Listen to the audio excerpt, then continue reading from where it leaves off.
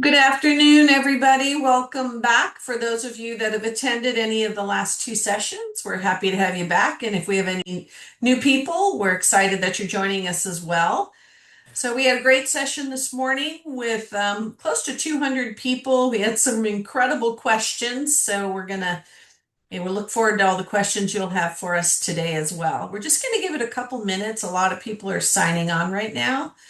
I do want to just make a couple comments that we will be using strictly the Q&A feature. And part of this is because it's easier for us to just maintain one area, but also Fidelity, they don't have access to the chat. So through their Zoom platform.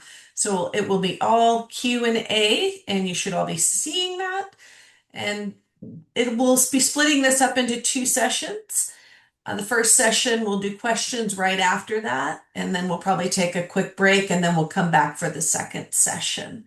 So just a reminder, use the Q&A function, and if you need anything that's related to the Retiree Center, certainly put your information in there. Also, if you have been receiving my emails, my weekly emails with the recording and the links regarding the sessions, that's great. And if any of you that are on haven't received that, please email the Retiree Center at ucdavis.edu and we can forward you that information. Amanda Seda, the Assistant Director of the Retiree Center, we are always monitoring that email. So please send us any questions there. That's once again, Retiree Center at ucdavis.edu.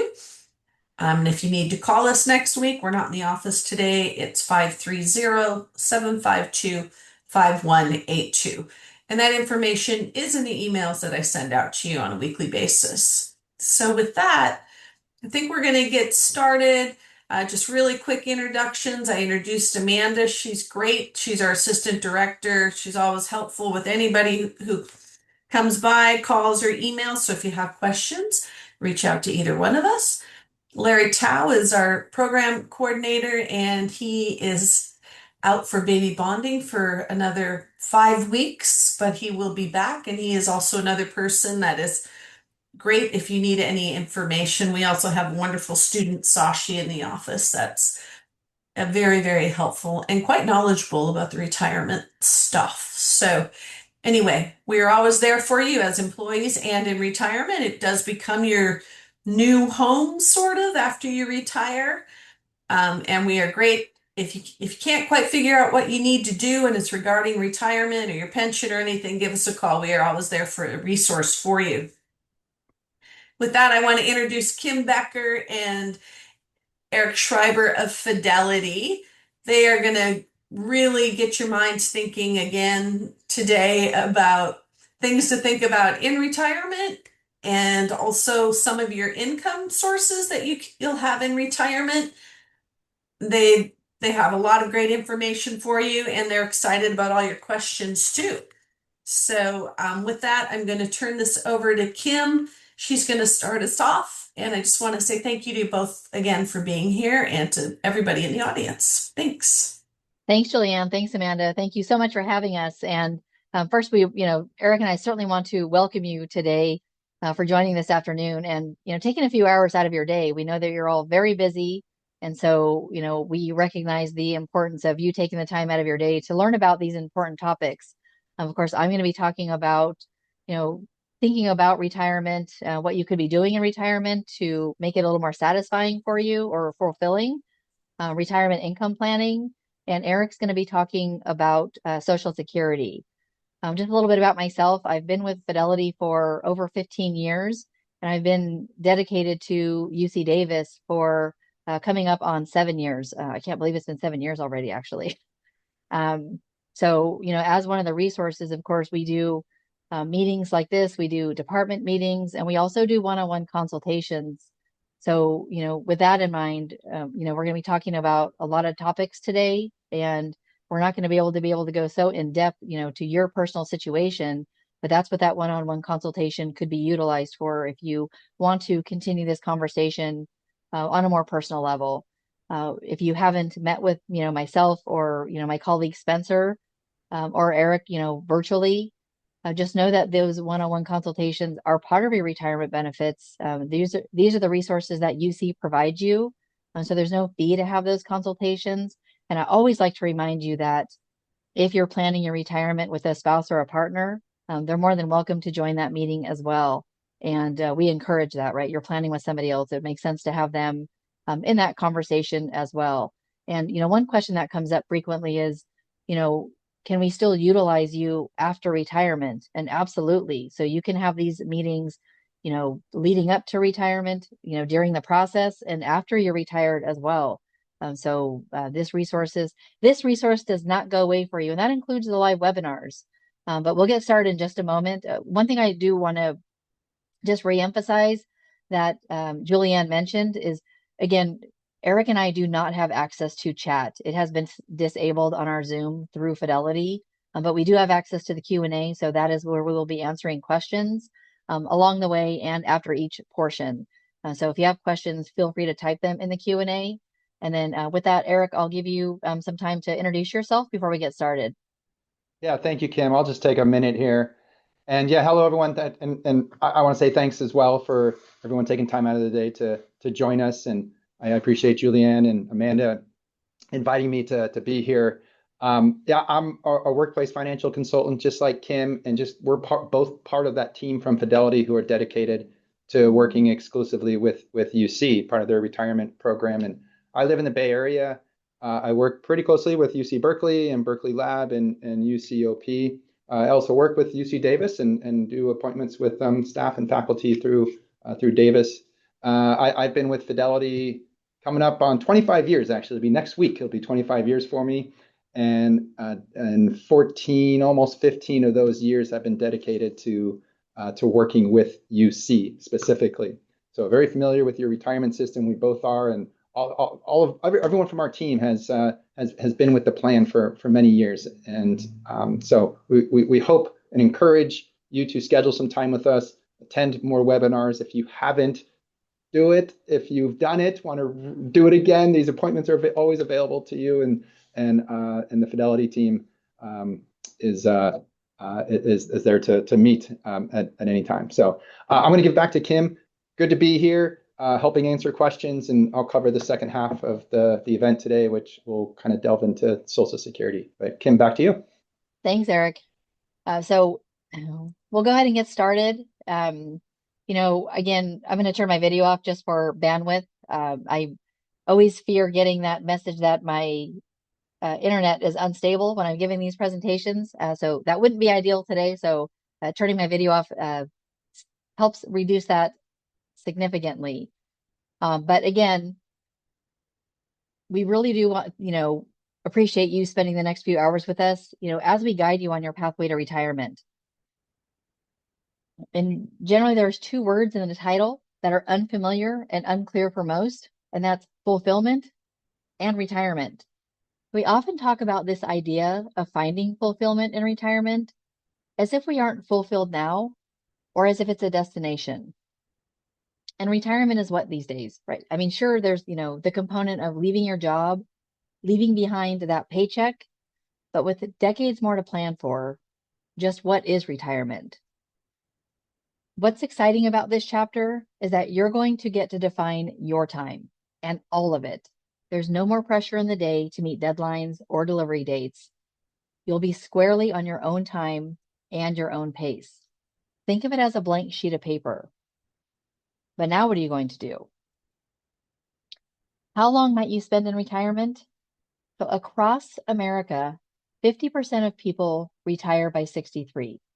That's the national average. In California, the average retirement age is 64. Here at UC, the average age of retirement is 60. If you look at average statistics, the average length of retirement is reported around 18 years. But that's not the norm for many folks who are a little better off, a little more educated, and a little healthier. So based on longevity studies, we know that it's important to plan for a retirement to last into your mid to late 90s. That's because approximately 25% of us will make it that long. So if you retire at 60 and need a plan for a retirement to last until you're 95, that's 35 years. Think about it. You could be retired longer than you were working. Not that that's a bad thing, but here are 4 tips for finding your fulfillment in retirement. And ask yourself key questions. And the key to that, of course, is to answer truthfully. You also want to create your purpose, right? Whether that be volunteering, working part-time, maybe you want to start a new career with something you've always wanted to do. Get involved with your church or your neighborhood group and give time to your hobbies. You want to acknowledge that this is not business as usual. The first year of retirement is the reorientation stage, right? A lot of clients tell me that the list of things they want to do when they retire, whether that's fix things around the house, play more golf, travel, right? This is more of a to-do list than a lifestyle plan. So a good lifestyle plan should involve working on things that bring meaning and fulfillment into your life. So do your research, right? I mean, this is a great time to do that because, again, you have nowhere to be specifically, right? You don't have to go to work, so you'll have more time to do that research and try different things out. Now, this will be the hardest stop for some of you and the easiest for others, right? Ask yourself these questions. Are you ready to leave what you've been doing? Who am I without work, right? We often identify ourselves by what we do. I'm a professor, I'm a painter, I work on an assembly line, or what have you, right? The loss of an identity tag can be extremely disconcerting for many people. And again, the key isn't to just ask these questions, it's to answer truthfully for you. Next is to start to create your purpose. Some of you may already know your purpose in your retirement years, and that's great if you don't. Don't despair if you have no idea. Many happy retirees stayed in their field of expertise and just found a different way to use it. So, one way also is to, when you're finding your path, consider your options. Think about whether you want to spend your free time doing something similar to what you did in your job, or if you want to try to find something wholly different. Exploring something you've never done before can be a great way to stimulate your mind and make new friends. One thing that's very different about retirement, you'll now have the time to give new things a try, right? You aren't just fitting them into the weekend. So you can sample ideas over months and see if that's what you've been looking for. You also want to consider care of you and your family, right? The bottom line is we're aging. Well, we've always been aging, right? But in this chapter of life, we certainly feel it more. So be mindful of aging and embrace it. It's okay that you can't do everything anymore. And it's likely that we didn't do everything before, but it felt like we did, right? We have overflowing plates most of the time. But think about your role as a caregiver for your parents or your spouse or your partner, right? That's a very common role that so many of our generation are stepping into. And recognize and acknowledge that retirement is not business as usual. It's really different. So expect some shocks, both sad, happy, easy, difficult, and give yourself some time. Understand that this will be a process. Your transition into retirement won't happen overnight, and your emotions may shift from one day to the next. So embrace this new chapter of freedom in your life. And the retirees we talk to often say it took 2 to 5 years to learn to live in retirement, right? I mean, it's completely different. And it might be the only opportunity you get to do something you've always wanted to do. So thinking about where to start, right? You have lots of places to get started. You don't want to ask yourself where the time has gone, right? Find ways to spend it meaningfully. AARP is a great resource. You also, of course, have your retiree center here at UC Davis. It'll give you the opportunity to talk to people like you. They're a great local resource, and they do a great job of keeping you connected to UC even in retirement, right? The retiree team, Julianne and her team, they have lots of events that they plan. They do, retiree coffees. They do bike rides. They plan trips, but lots of opportunity to talk to people in like situations and meet new people. So definitely encourage you to sign up for their newsletter if you haven't already. But they have a great list of opportunities for you. We just talked about envisioning your retirement and giving some thought to how you'd like to fulfill your days while you're on the longest vacation of your life. And now we're going to discuss how you can achieve the retirement you have envisioned by sharing some of the benefits of building a retirement income plan. We're going to give you some top line information and resources about many parts of retirement income planning today. So think of this information as the tip of the iceberg, right? When you meet with Eric or myself or any of our team, we'll dive much deeper and work on your own specific details to help make sure your retirement is all that you want it to be.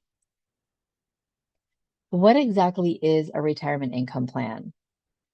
So similar to a blueprint to a new house or a recipe for a new dish, a retirement income plan is designed specifically for you and is defined as a detailed plan to help you determine how you might use your financial resources to generate income to meet your needs.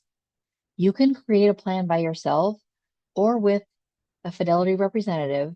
It can be simple or very detailed, right? The key thing is to get started. So even if you're only 50 or 55, even in your 40s, it will help you make some important decisions about your saving strategies, your work life, and your time.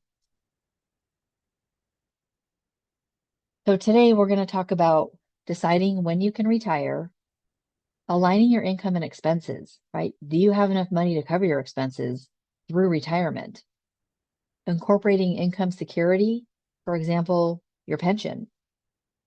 We'll also want to talk about reevaluating your investments, right? Making sure that you're invested appropriately and streamlining to keep things simple, right? Is it easy and convenient for you to access and manage your accounts, right? Do you have your accounts at lots of different institutions?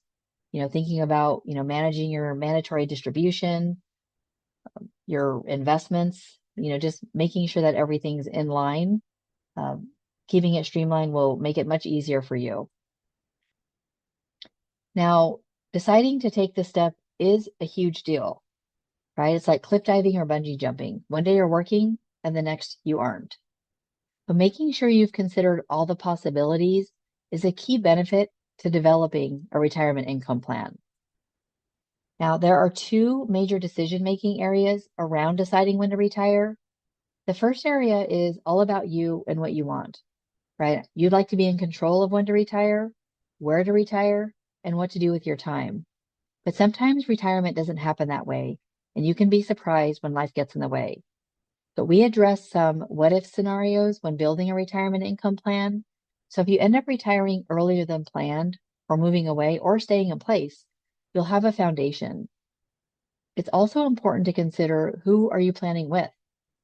Are you planning by yourself or with a spouse or a partner? Right? If you're planning with a spouse or a partner, you'll also want to consider these important questions. Are you both retiring at the same time? How will your spouse or partner savings, retirement benefits, and income sources affect your overall plan? Are the two of you on the same page? And if not, what are you going to do about that? The second major decision-making area around deciding when to retire is, what will you be able to afford? Right? Do you want the same lifestyle you have now, or are you planning to make some changes? When we develop your retirement income plan together, we'll talk about your big financial situations. We first want to make sure your savings last through retirement and for both spouses or partners. We know you have retirement goals and a lifestyle you want. How much of that can you have in retirement? So having a plan is only a tool, right? It's a starting place. So you'll want to know that you have some financial flexibility for things that come up. And we make sure to address this reality of living in retirement. And some of you will want to preserve your money for a legacy or inheritance, and others want to spend your hard-earned savings down to the last dime. Right? This is where you get to choose, and we'll help you see how you can make this happen. And there's one more invaluable benefit a retirement income plan can provide, and that's freedom. Right? The freedom of knowing you have a plan that helps you experience retirement in the way you envision it. So as you shift to creating your own paycheck in retirement, it's important you know how much you'll need to create to cover your expenses. And having a plan is essential because it helps organize your finances, guide your decisions, and prepare you for the unexpected.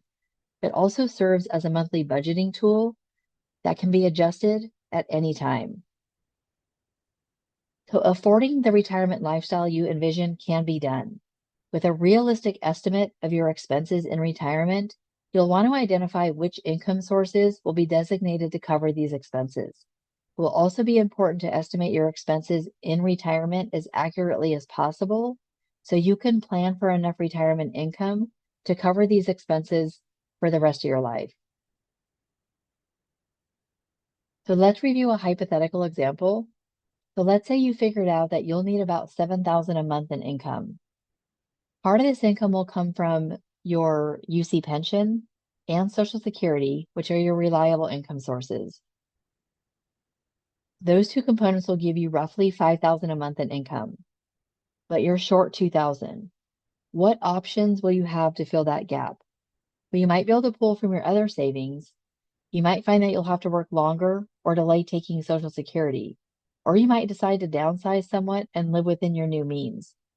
Each person will take a different route. There's no wrong or right answer, but it's important to build your retirement income plan so you can see where you stand and make decisions that are right for you. That's one of the biggest benefits to the plan. Now we can put expenses into 3 categories. Essential expenses. So this category includes your must-haves, such as groceries, utilities, transportation, healthcare, mortgage, rent, and let's not forget taxes and insurance. And then, of course, you have your discretionary expenses. And the discretionary expenses, this category is going to include your nice-to-haves, such as travel, hobbies, dining out. It may also include purchases such as a vacation home, a new vehicle. And importantly, here's where some of your flexible money comes into play. You'll want to be able to drop everything and go when an unexpected opportunity arises. So plan that these extras may well happen. And then we also have emergency expenses, right? This category includes unexpected events. Maybe you have a leaking roof or an unforeseen health issue. So as you plan, you'll want to budget for these types of expenses. A common rule of thumb is to set aside 3 to 6 months worth of living expenses to help cover these emergencies. And that's similar to, the same emergency expenses and accounts that we've, kind of preached, through retirement also, right? Having those emergency expenses set aside. It would be nice if our emergencies stopped when we're retired, but they don't. So we still want to make sure we're planning for emergencies as well. Now, another important step is to incorporate income security into your plan by assessing the amount of guaranteed income you can expect. And that guaranteed income is going to come from sources such as your pension and predictable income, such as Social Security. So let's start with some of the more traditional sources of retirement income. Again, as I mentioned, that's going to include your pension, your Social Security, right? This is your guaranteed monthly income in retirement. That's going to last for the rest of your life. You also have your UC Retirement Savings Program. That's going to consist of accounts such as your UC 403B, the 457B, and your defined contribution plan, and any other retirement savings you may have. Maybe you have savings in Roth IRAs, rollover accounts. It could also include, pensions from other institutions. Once you assess your sources of retirement income, you can use your UC Retirement Review to help you determine if your retirement income will meet your spending needs in the later years of retirement. Your retirement review is a personalized statement that provides a snapshot of the retirement income you are on track to receive from all your UC retirement benefits, plus a readiness score that lets you quickly see how you're doing towards your retirement goal. You can access the UC Retirement Review on the myucretirement.com website. Once you're there, you can click Retirement Income and then go to the Retirement Income Estimates from all UC benefits. Now, keep in mind, this pulls the income you will receive from your pension and your UC accounts held at Fidelity. I would say for a more comprehensive plan, we would encourage you to schedule a retirement planning meeting with myself, Eric, or one of our colleagues, because we can incorporate your other retirement assets. So if you have income coming in from other places, if you have the accounts elsewhere that you're going to be utilizing for retirement, but in those meetings, we can assess all of your income coming in. Whereas on this retirement review, it's only your UC accounts. So it might not be all encompassing for you. Now, once you have a plan set up and are eligible to take withdrawals, you'll want to set your new paycheck on autopilot, right? And you can do that by setting up recurring automatic withdrawals. You can set those up from your retirement savings plan. Again, that retirement savings plan, those accounts we're referring to your 403B, your 457B, your defined contribution plan. So you can set up a systematic withdrawal that will go directly into your bank account, or you can have a check mailed to you. And you can set those up by contacting Fidelity. I'll provide the 800 number towards the end. You can also set it up by logging in to Net Benefits. You can also link your bank account on there as well. Now, the year you reach the age of 73, IRS regulations generally require you to withdraw a minimum amount of money each year from your tax-deferred retirement accounts. So these are your pre-tax accounts. Those pre-tax accounts are going to include any traditional individual retirement accounts, whether that's traditional or rollover. It's going to include your pre-tax 403B, pre-tax 457Bs, and your pre-tax DCP account as well. And if you do not take your required minimum distribution, you could end up paying a penalty of up to 25% of the minimum required distribution amount that you were supposed to take to the IRS. So it is important to understand how your required minimum distributions work and the timing of the distributions. And that's certainly something that Eric, myself, and our team can help you with if you need assistance or want assistance with that. Now, as you begin your withdrawal stage, make sure your investment strategy is in line with your retirement income needs, your age, and your risk tolerance. So as you move closer to retirement, you may want to hold a larger portion of your savings in bond and short-term investments, and take into account the effect inflation will have on your net investment returns. So to help make your investment decisions easier, the UC Retirement Savings Plan offers the UC Retirement Savings Fund Plan Fund menu. So each of these includes a full range of asset classes designed to help meet your needs, no matter what type of investor you might be. So regardless of your investment preferences, a key strategy for managing risk is having a well-diversified portfolio. So one solution to simplify investing are the UC Pathway funds. Right? The UC Pathway funds are target date funds, and you can choose the target date based on when you think you will retire, or the year you plan to start taking money from your account. Again, these Pathway funds are invested in a diversified mix of stock and bond funds that gradually grow more conservative as each fund nears its target. So when we're looking at, these different target dates, right? So somebody who is in the 2030 fund, generally that's, either you defaulted into that fund because it's the year closest to you turning 65, or you went in and changed the fund to 2030 because that's when you plan to retire, or you plan to start withdrawing money from the account.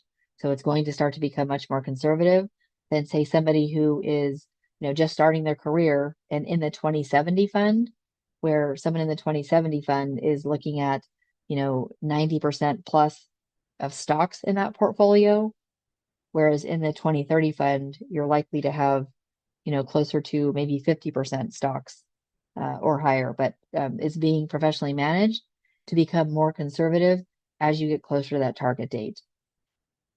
So if you're a hands-off investor, it's a great place to be. And when you retire, the Pathway Income Fund, which is where so for example, there used to be a 2020 fund, and now it has rolled into the UC Pathway Income Fund. So as these funds start to age out, they become that Pathway Income Fund, and that Pathway Income Fund is designed to provide income and preserve savings while seeking growth for the long term. So again, a great place to be if you are a hands-off investor. Just know if you're more hands-on, you can, access these funds and create your own asset allocation. So lots of opportunity for investing, and you can change your investments. UC also offers a deferred lifetime income option, and UC wants to be sure to let you know about this new option. So if you're 62 to 69, this will help you plan for guaranteed income, as the deferred lifetime income feature is available through the UC Pathway funds. So the deferred lifetime income lets you convert a portion of your UC 403B, 457B, or that defined contribution plan that are in select pathway funds into a fixed monthly payment beginning at the age of 78 when you may need it most. You can purchase the deferred lifetime income for yourself or for yourself and a spouse. Plus, you can choose a beneficiary to receive any money you used to purchase the deferred lifetime income that has not already been paid to you. Now, the deferred lifetime income is available for purchase annually, and the purchase window will open in mid-2026. And you can get all the details about this feature on the myucretirement.com website.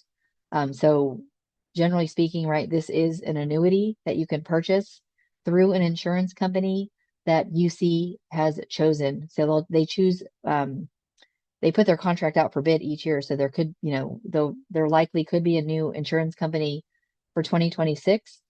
So just know that, that's still in the works, and that's why it's not available yet. But a question did come in regarding the required mandatory distribution. So it said, I have heard that the age for the required mandatory distribution is 75 if you were born after 1960. Is that correct?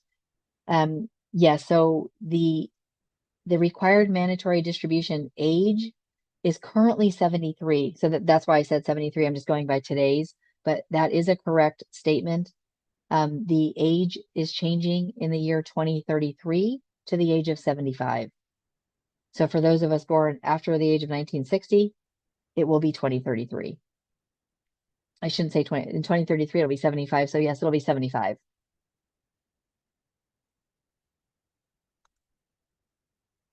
Now, it can feel overwhelming to manage various accounts and plans. So again, you may want to consider streamlining your accounts by consolidating your assets to make it much easier for you. So if you have accounts in more than one of the UC Retirement Savings Program plans, again, that's the 403B, the 457B, and that defined contribution plan, you may want to consider consolidating them into a single plan, which again makes it easier for you. And you can do that, after you retire. But also consolidating your accounts can help you manage and monitor the assets more easily. Plus, you only need to keep track of one set of beneficiaries, one set of investments, and minimum required distributions. You can also roll over retirement savings from other employers into the UC plans, even after you can do it now or after you retire. So the UC plan will accept retirement assets at any time. And again, by consolidating all of your accounts, it will help you manage and monitor your assets much more easily, and you may benefit from UC's lower fee structure. And by that fee structure, they mean the funds. So there's no fee from Fidelity for managing the accounts. There is a $7.25 maintenance fee. It's a flat fee for all three of the accounts, but there's no, money management fee, I should say. So just, a question related to that deferred lifetime income. Why would anybody choose to start taking income at 78 when the average person in the US hardly lives that long?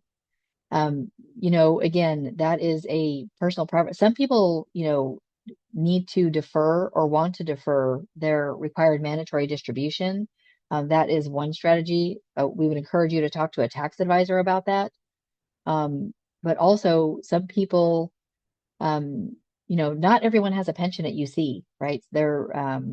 So some people might want to take advantage of having that guaranteed income as well. But also, to your point about, longevity,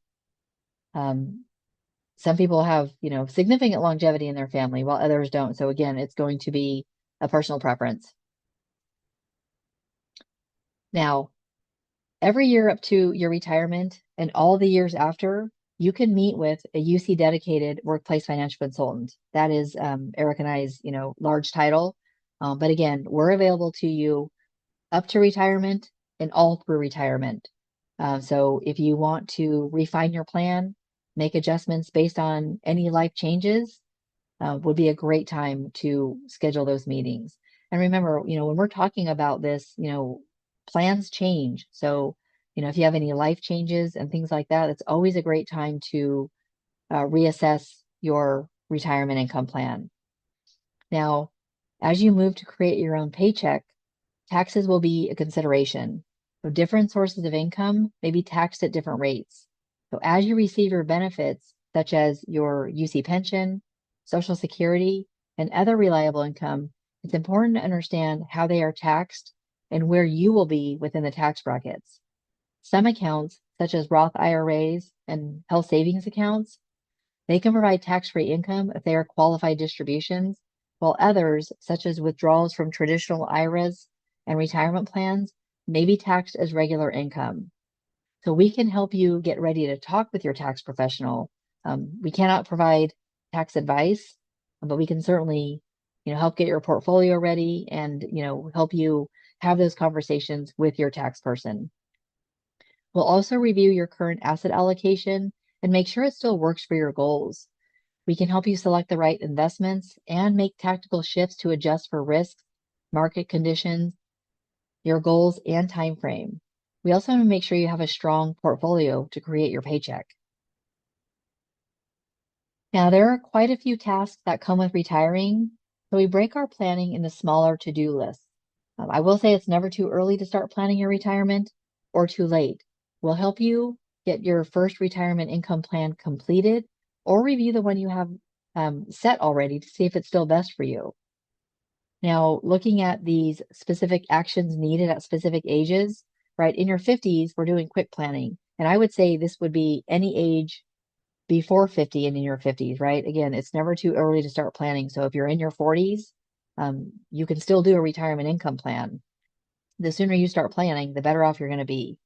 We can, utilize estimates if you haven't, done a deep dive into, what your expenses are, what your Social Security is going to be. Once you reach 50, you can go into super save mode, right? You have access to the catch-up contributions, meaning, for example, in your 403B and that 457B, before the age of 50, or at least for 2026, you can contribute 24,500. Once you reach the age of 50, you can contribute an additional 8,000 per year. So now you can do 32,500 into each the 403B and that 457B. So a great time to set up that initial planning session if you haven't already.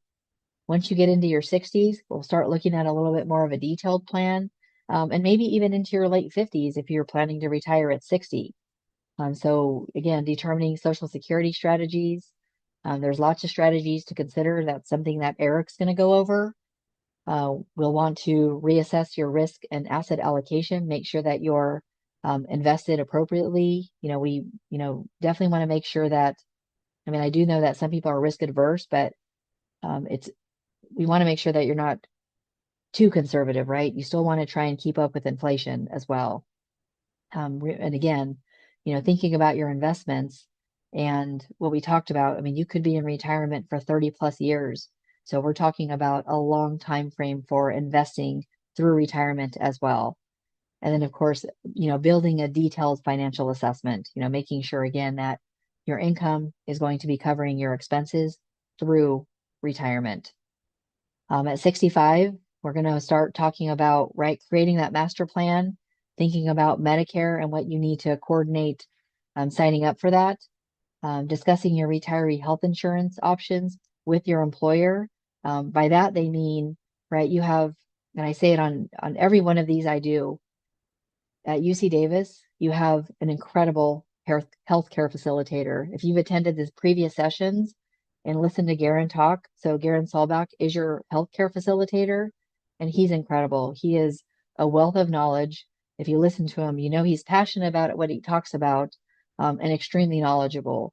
But he is, open to having discussions personally with you.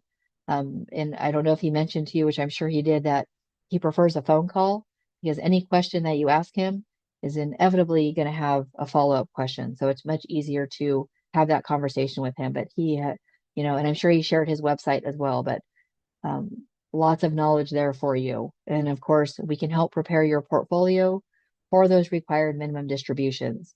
And also, what we really don't talk about too with that required minimum distribution is with your accounts with Fidelity.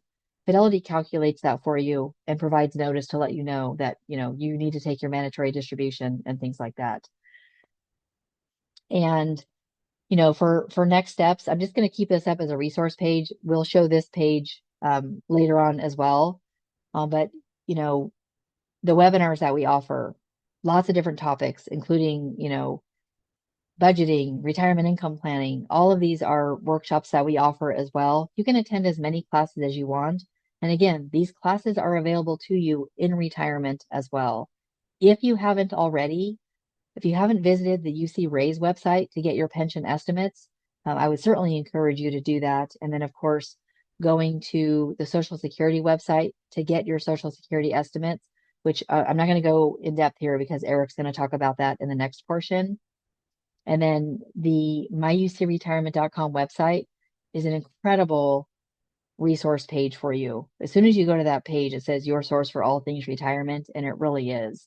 And then the 800 number here is a phone number you can utilize for planning over the phone. If it's, hard for you to coordinate a appointment with Eric or myself or someone on our team, and if, again, thinking about rollovers and things like that, this phone number can assist you with that as well. I'll leave this up for a minute. There's a few questions that have come in that I am happy to answer before what we'll do after we answer the questions for this segment is we'll take a little break and then have Eric start talking about Social Security, and then we'll do another Q&A during and after that session as well. So let's see the first question that came in here. Yeah, I see the questions here, Kim. I can read some off to you if you'd like. And yeah, Thanks. Great job going through those slides there. There's a question here about combining or the question is, can I transfer my DCP? That's one of the retirement savings program accounts with Fidelity, the UC DCP, and cap balance to 457 after my retirement. You can. Correct me if I'm wrong, Eric. Is the box only for 403B? Because there's going to be a box that you can check. Yeah. For the cap account. Yeah. So the cap account, which is the capital accumulation payment. So if for anyone who had worked was in a pension eligible role in the early 1990s and the early 2000s, they received this payment UC made on their behalf, and it's been sitting there earning interest. And when you retire and you're going through the retirement process, you have to make a decision of what you would like to do with this balance, this cap balance.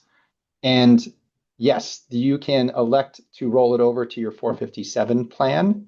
You can also roll it over to your 403B or your DCP. There's some IRA options, or you can even take it out as a taxable distribution.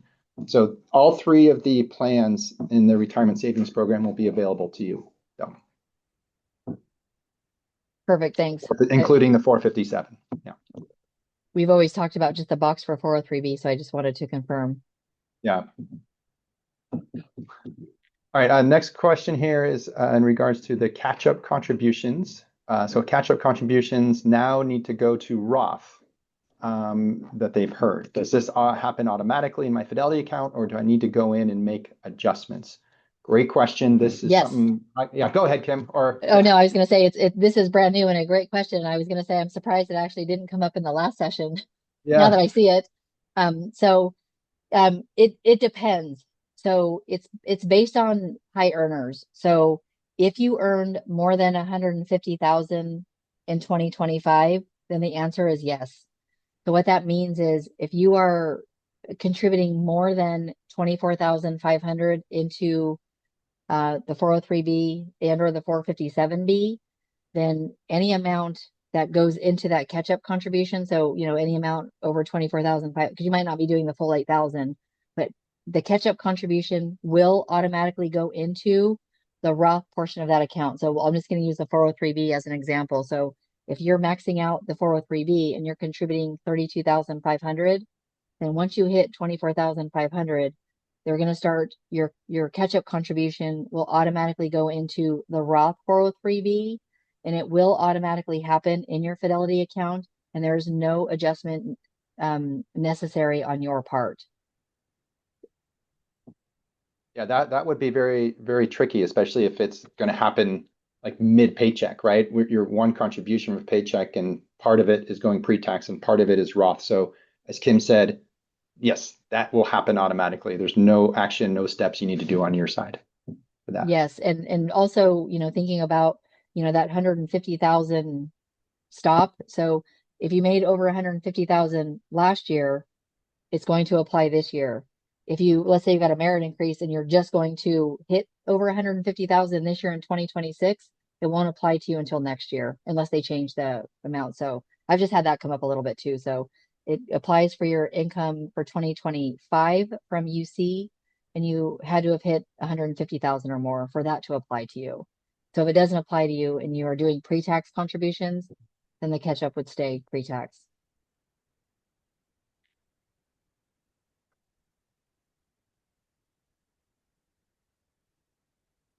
All right, next question does Fidelity have any software to help us determine the optimal age to claim Social Security based on our age, pension, expenses, and savings? So yes, Fidelity, we have a planning and guidance center that is available to you. It's what Kim and I and our colleagues go through a lot in our appointments with you, is really putting together your retirement plan and reviewing your other resources, reviewing your expenses. What are you looking at for Social Security? And then based on all of the information in your household and your picture, to help talk about some claiming strategies and maybe when to claim based on need or life expectancy and health and longevity and expenses. So there's a lot of pieces of information that goes into that decision. It's impossible to know the exactly right age to claim it, right? A lot of that has to do with how long we're going to live, and none of us know exactly how long we're going to live. If we did, we would know the exact age to claim it.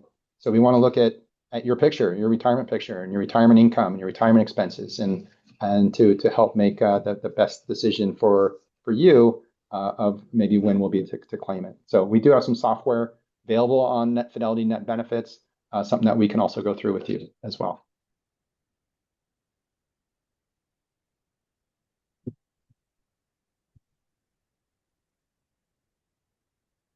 All right, Kim.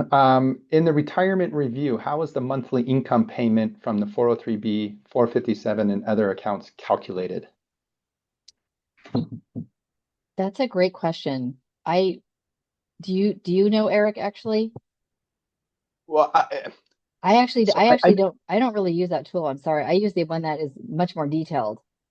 yeah. So I know the retirement review is one that gets sent out, and it kind of gives an estimate of here's your pension, and if you were to withdraw from the 403B, from the 457, from the DCP, and no matter how small the balance is, it carves off a few dollars of what it could use. Does it use a 4% withdrawal rate? I don't know for certain if it's the 4% withdrawal rate. I would assume it's something very close to that, kind of that general rule of thumb, that if you are using your retirement savings accounts for a monthly reoccurring income in retirement, that withdrawal rate is right around 4.5%. So it's probably right around that, but I don't know for sure. Yeah, and I apologize that we don't have a clear answer for you on that. And that's simply because when we're doing our retirement income planning with you, we're using a much more detailed tool to incorporate all of your accounts and assets and going through all of your expenses and things like that, which that retirement review doesn't really let us do. So it's not quite as holistic as we like, so we use a different tool. Yeah. All right, next question. Great questions here, by the way, everybody. Thanks for sending them. How do you send RMDs to charity, can you do it online? Can you do it via an advisor? So I'm assuming what they mean are what are called QCDs, or qualified charitable distributions, where you can equal or up to a certain dollar amount, you can direct the RMDs, the forced withdrawals from your retirement accounts, directly to a charity, and that avoids you having to pay ordinary income tax on that amount. Now, the IRS only allows these QCDs, the qualified charitable distributions, from IRA accounts.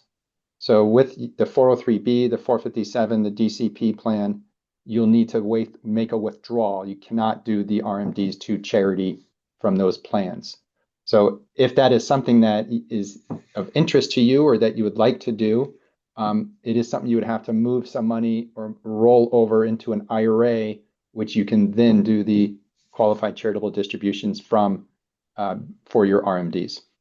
And I don't know if that can be done online, assuming you have the IRA. It might be, but it's something that Fidelity can help you out with. Either our phone representatives or a representative from a local office. So just from recent experience this year, it can be done online. They'll send you a form that needs to be completed, so it can be done electronically. So you don't technically have to speak with an advisor, or go into an office, but there is a form that needs to be completed, but can be returned electronically. Oh, that's good. Good. Thank you, Kim. Mm-hmm. All right. Can you have a job after retiring from UC Davis? Yes. Yeah. Right. So if you're talking about, retiring and collecting your pension and then going to go work somewhere else, absolutely.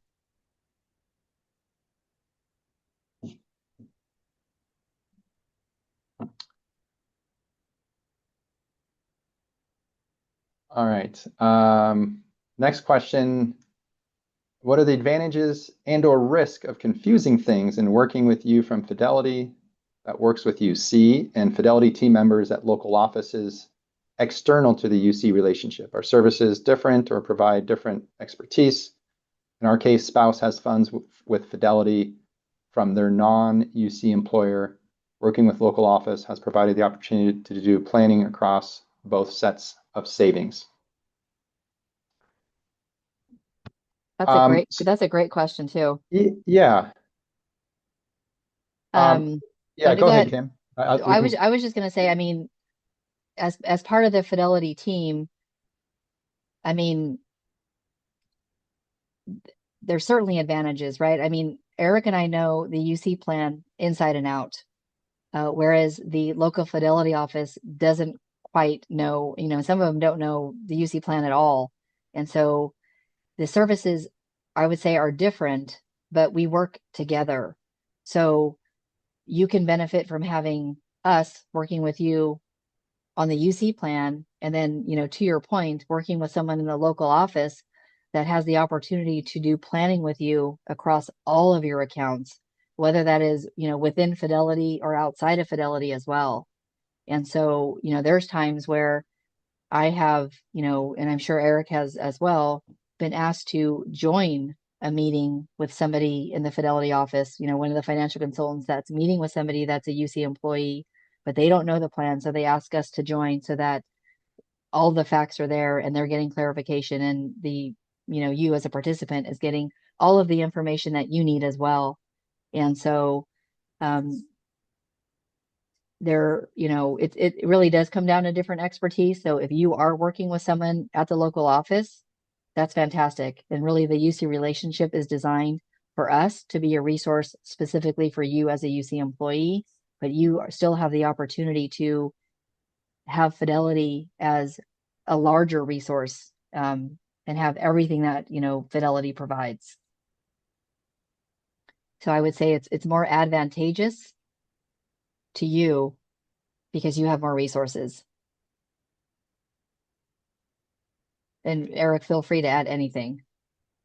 Yeah, you did a great job kind of going over that. And yeah, as Kim said, we work closely with the representatives from the local offices. And if you have other accounts with Fidelity, a relationship with Fidelity that's not just UC. So if you have trusts or brokerage accounts or IRAs or college savings accounts, right, the different types of accounts that you can have with Fidelity in addition to your UC plan, that's where you can get some guidance and help with those accounts as well, and the holistic planning and estate planning and so as Kim mentioned, we join meetings, we work with them, those in the local offices very closely because of our expertise with UC and the retirement system, which, as you all know, there's a lot to it, right? And a lot of nuances between the different accounts and plans and pension and different tiers, right? So there's a lot to the UC retirement system that really is where Kim and I area of expertise is for Fidelity.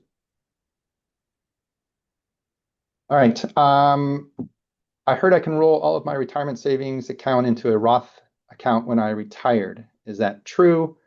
Do I have to do this in one shot? And I guess I had to pay tax on all of the capital gains. So if your retirement savings accounts currently are pre-tax, you can convert those to a Roth account. New feature as of December 1st of 2025 is you can do in-plan conversions. Within the 403B, within the 457, you can convert any amount of pre-tax retirement dollars into the Roth. So for example, if you have pre-tax 403B, you can convert part of that pre-tax into the Roth 403B, all within the same account. You have to make a phone call to Fidelity, but you can do some Roth conversions. 457 plan allows that as well. You can do as little or as much as you want. So you certainly can do it all in one shot. I would certainly be a little cautious about doing that because any amount that you do convert is going to be subject to ordinary income. That could really increase, depending how much you're converting, increase your taxable income, your tax brackets, and so you want to be a little strategic when you're doing any Roth conversions because it is subject to tax. But yeah, you can do the Roth conversions, in-plan Roth conversions now.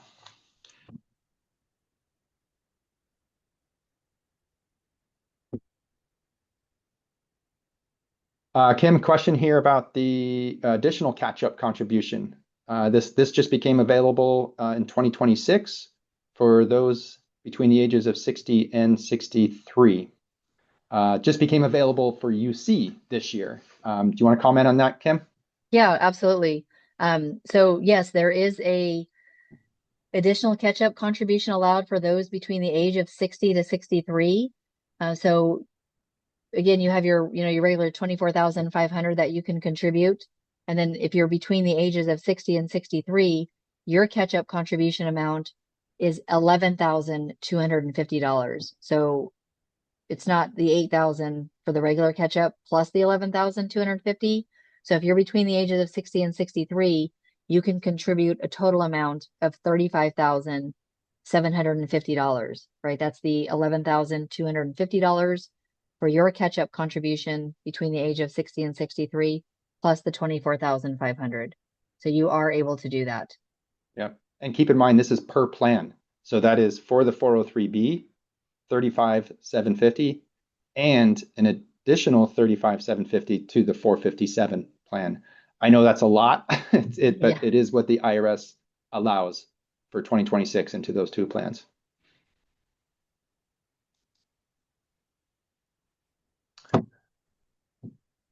All right, Kim, if I retire 7/1/26, so this year, will I still be able to contribute to my Roth IRA after July 1, 2026 using my 457 withdrawal to maximize my last year Roth IRA account? I mean, I would say if you're eligible to contribute, yes, right? Because you had earned income for 2026. And as long as you're eligible to contribute to a Roth IRA, then yes. And just remember that your 457B withdrawal is going to be taxable income. Yeah. So you could just do a Roth conversion, right? It's kind of the same thing as far as it's reducing a step. Because if you're withdrawing from the 457, you're going to pay taxes on it. You're actually going to get less than if assuming you're withholding some tax, and then you can take the amount of withdrawal and contribute to your Roth IRA. Yeah, I mean, technically you could do that, but you could also just take some money from the 457, convert it to your Roth IRA or in plan Roth conversion, and you can get the full amount into the Roth. Yes. Yeah. All right.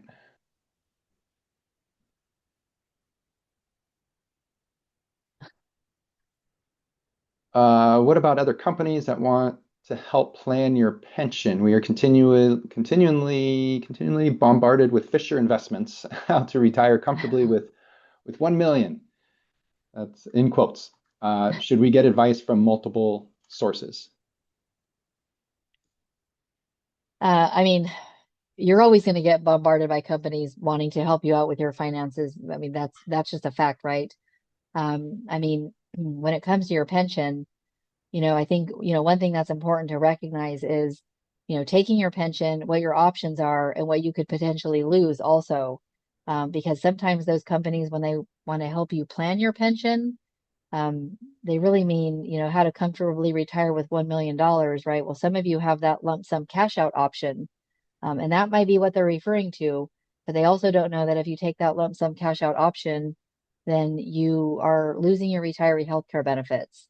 So, your question about should we get advice from multiple sources? There's nothing wrong with getting advice from multiple sources. I mean, I kind of look at it as, if you're in a fact-finding mode and you're trying to find somebody to assist you with your finances, I mean, that's an important decision and a big topic, right? Your finances. And so, while you're trying to find somebody, you certainly want to be able to gel with that person. So it makes sense to talk to different people. But when it comes to your pension, um, you want to make sure that you fully understand your pension as well before you have somebody else giving you guidance on it, if that makes sense. And, Eric, feel free to add anything, but I just, I get weary when I see these questions and get these questions because we're here for your best interest and we know everything about your pension where somebody else doesn't. And you could, certainly be forfeiting a major benefit, which of course was healthcare. Yeah, I mean, you nailed it, Kim. And that's so multiple sources. And I mean, if you've done your planning, you've met with us, you've met with UC retirement counselors, and you've come to the decision that, if we're talking about the lump sum is the right decision and for you with the pension, and then how are you going to manage that moving forward after you retire and after you roll it over? Yeah, I mean, Fidelity with Fisher, with Vanguard, right? I mean, that's what you would have to, then kind of figure out where would you like that money to be for you in your retirement. But if before making that decision, you want to do the planning, you want to know the implications of if of the lump sum, like Kim said, the retiree health benefits is a big one, right? Those are tied to you taking the monthly. But It, yeah, yeah, never bad to get get information from multiple sources and so yeah, I guess we right. And encourage that. also, just, when I hear that, that $1 million threshold also, which is, such a common number, right? If you have $1 million, you can, retire successfully. That I wouldn't say that's always the case, right? I mean, we live in California and clearly we're one of the more expensive, states with our cost of living here. And, when you think about having $1 million and what the, prudent withdrawal rate is that we, frequently discuss, which is, roughly 4%. Well, 4% on $1 million is $40,000 a year. So, could you retire comfortably with 40,000 a year off your $1 million? I mean, I'm not sure, but if you're replacing your pension, that's something to factor in too. How much are you getting guaranteed for the rest of your life from your pension? Also having, potentially the option of, full continuance to your spouse. So lots of things to consider. But at the end of the day, you can absolutely, as Eric said, have a conversation from multiple sources. But yes, I mean, Yeah. All right. Next question here. Can a cap balance be rolled over to an IRA with Fidelity or with Vanguard or another company? Yes. So cap that is one of the options for your cap balance, if you have one, besides 403(b), 457, and DCP, is to roll it over to an IRA account. If you do elect that, it's also going to ask you what UC is going to do is they're essentially going to cut a check for the cap balance. They will make it payable to the financial institution where your IRA is and mail you that check. That check will come to you in the mail, payable to the financial institution, to Fidelity, to Vanguard, for the benefit of you, and then you deposit that into your IRA as a direct rollover. So there's no tax implications for doing that. But you'll have to list which company you are going to be rolling that over to and how to make the check payable. So that is one of the options is an IRA. You will also see Roth IRA account as one of the options. There's also going to be in fine print next to the Roth IRA that if you designate the Roth IRA for the cap balance, that it'll be a taxable event because the cap balance is considered a pre-tax balance. So if you elect the Roth IRA, that will be a Roth conversion. You will pay taxes on the cap balance to roll it into a Roth IRA. So just be aware of that.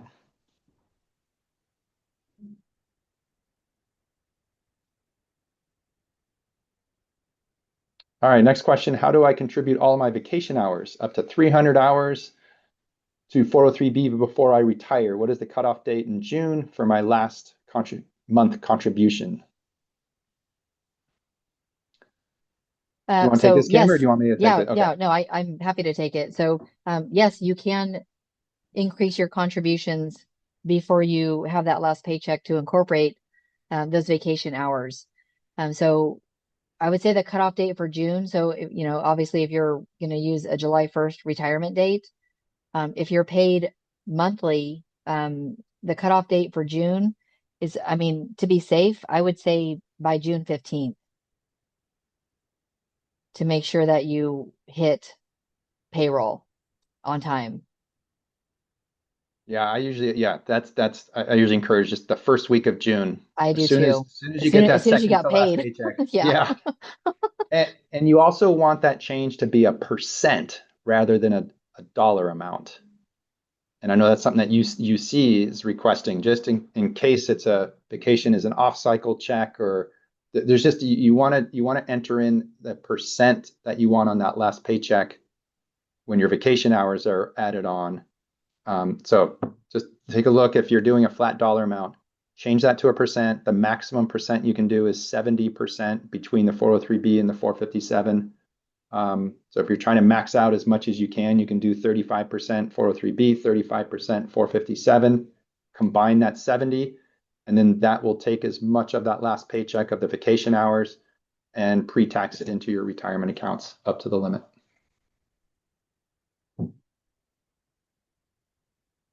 You feel free to connect with Fidelity on that as you get close. But yeah, just think first week of June, get those contributions changed if you want to pre-tax that last paycheck when vacation's added on.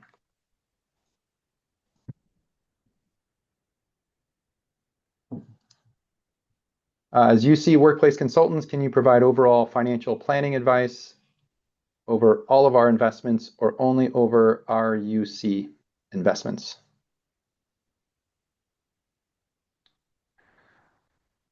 I mean, Well, I would say we yeah, go can ahead. do, I Yeah. mean, I would say,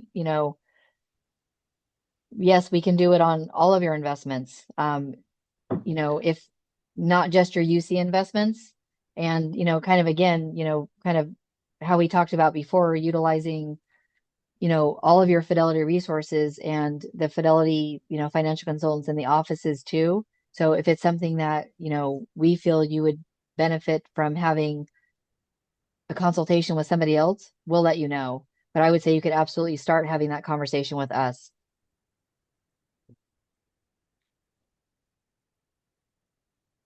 All right, and the final question here. So does Roth conversion count towards R&D? Can one contribute to Roth all the way till death? Roth conversion. Oh, go ahead. No, go ahead, Eric. Okay. If you're a Roth conversion does not count towards the RMD. So you'd still be subject to the RMD for the pre-tax balance. What a Roth conversion does is it would reduce the RMD for the next year because there's less money in the pre-tax balance for the following year calculation. There are no RMDs for Roth accounts, so they will continue to, you don't ever have to withdraw from them. But the amount you convert unfortunately does not count towards the RMD. And as far as making contributions, like an annual contribution to a Roth IRA account, you do have to have earned income to be able to contribute to a Roth. Pension income does not count, Social Security, rental income. But if you have earned income and you qualify with the income requirements, then you can make a Roth IRA contribution. You do have to have at least enough earned income to your contribution. So even though you may be able to put up $8,000 per year, if you only have $5,000 of earned income, you can only contribute $5,000 to a Roth IRA account. So all the way till death. Hopefully, death is many, many decades, and a long time away. But if as long as you have earned income, you may be eligible to contribute. If you don't have earned income, you cannot contribute to Roth.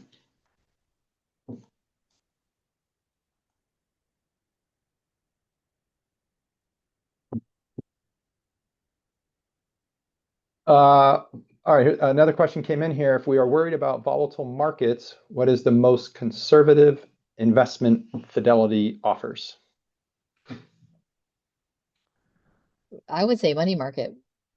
Yeah. I mean, money market is, basically a cash account. I mean, it's still considered an investment, but each share is worth $1, and then you're getting interest on it. The interest can fluctuate, but I think right now it's about, I don't know, 3.4%. I'd have to look it up, but And I in would the say 403B and the 457 DCP, there's something what's called the UC Savings Fund, yes. which is the kind of just an interest-bearing savings money market type of position. So, yeah, those are going to be the most conservative.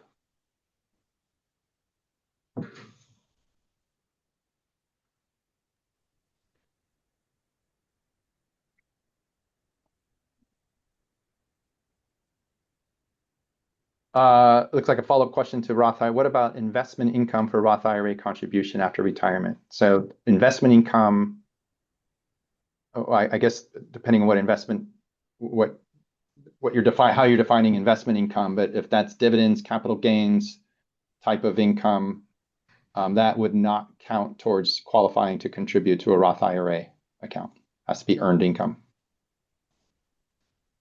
All right, I think we got through those. Great questions. Appreciate everybody submitting those.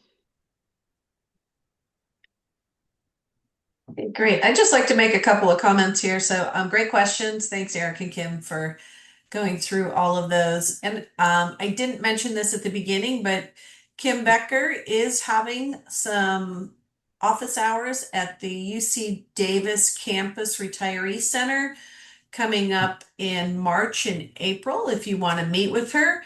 So March 17th and April 28th. If you want to give us a call at 530-752-5182, we can set up an appointment with you. And with that, I think we should probably take, what do you guys think? 2:30 sound good to come back? It's 2:14? Oh, that's Sure. a long time. Sorry. Let's 2:20? do 2:20. Yeah, 2:20 is perfect. That works great. All right, let's take a 6-minute break here and we'll see y'all back at 2:20. Thanks.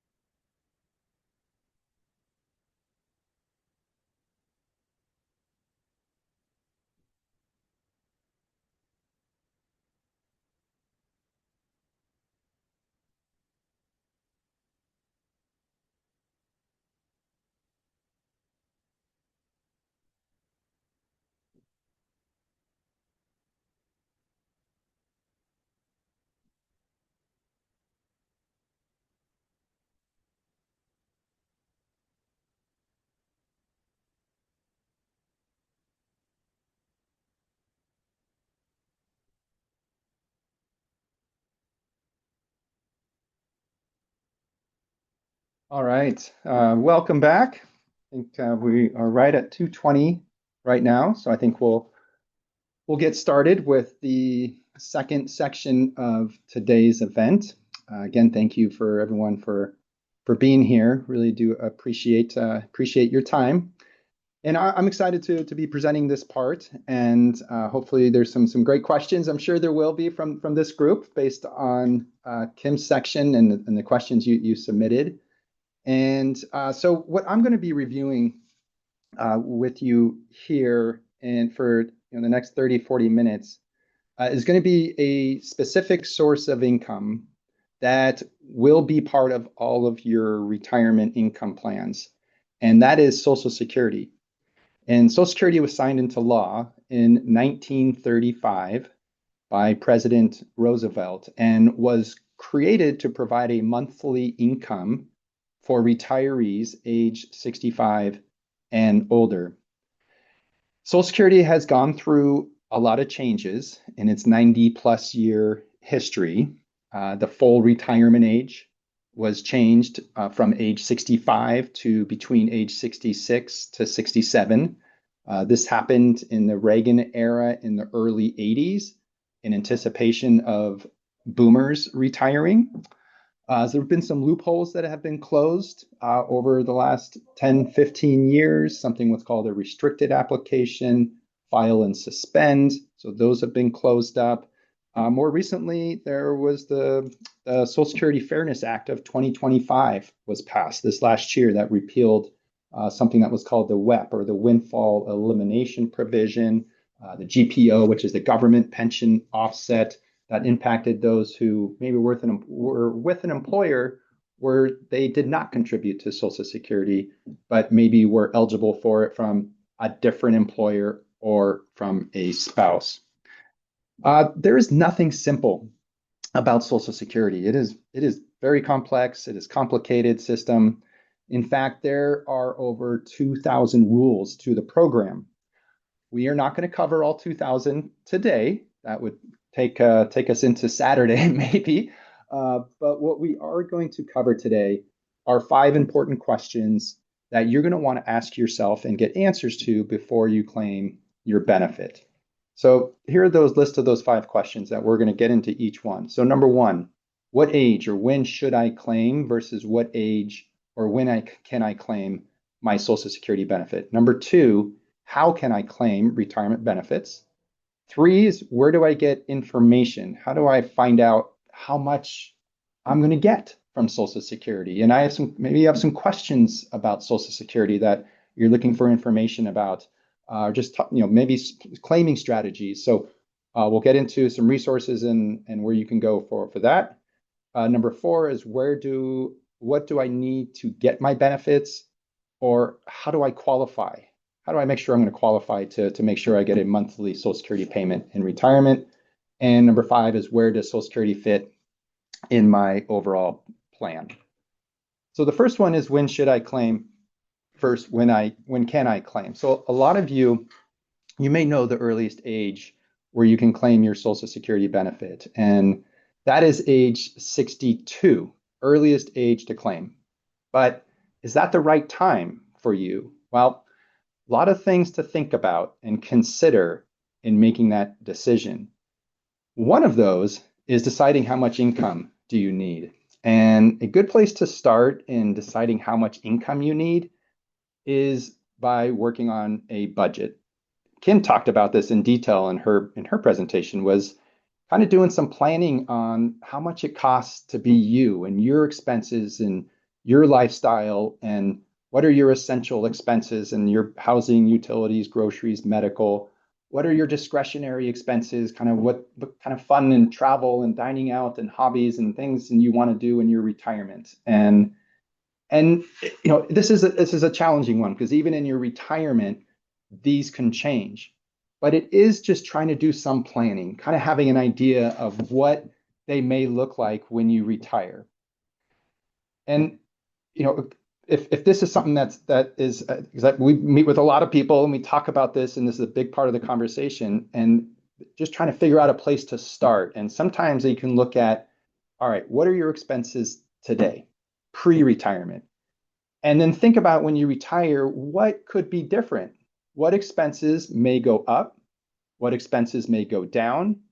Maybe it's a wash, and just try to help compare retirement versus pre-retirement to kind of come up with where they may be. Other considerations is what other income sources that you have for your retirement. Besides Social Security, you may have the UC pension that will provide you a monthly benefit in retirement. You may have retirement accounts through the UC Retirement Savings Program. That's your 403B, your 457, your DCP plan. Maybe other investments or retirement accounts, kind of part of your nest egg that can help create income. Maybe you plan to work part-time, have some for retirement. Maybe you have rental income or maybe other sources. So this is something that's very specific, unique to you, but what other sources you have besides Social Security could also help determine when is the right time to claim. Because the longer you wait to claim your Social Security, even though you can claim it at 62, the longer you wait, the higher the benefit will be.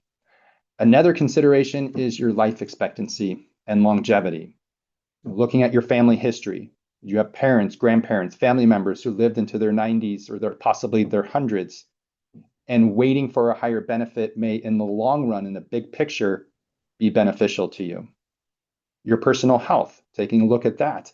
And this, if we knew how long you were going to live, we would know when to claim Social Security, but you have to look at family history, health, as a consideration for when is the right time to claim as well. So claiming early does lock in a permanent reduction. So I mentioned age 62 is that earliest age. And if you do claim at 62, you're locking in a permanent 25 to 30% reduction in benefit. The maximum age, all the way to the right on this slide, is going to be age 70. So maximum benefit, you won't wait till 71, 72. 70 is going to be the maximum age. So anywhere between 62 and 70 is when you will claim your benefit. There's something there in the middle, what's called your FRA. And what FRA stands for is full retirement age. So this is anywhere between 66 and 67. So this is one of the changes that happened in the early 80s. That used to be 65. Now it's 66 to 67. This age is the age for when Social Security looks at when you would receive 100% of your benefit. This is the age for when Social Security calculates your benefit and then adjusts it up or down based on when you claim. So that's your full retirement age. There's something going to be coming up in a few slides that's called the PIA, or primary insurance amount. Your PIA is the amount of your Social Security benefit at your full retirement age.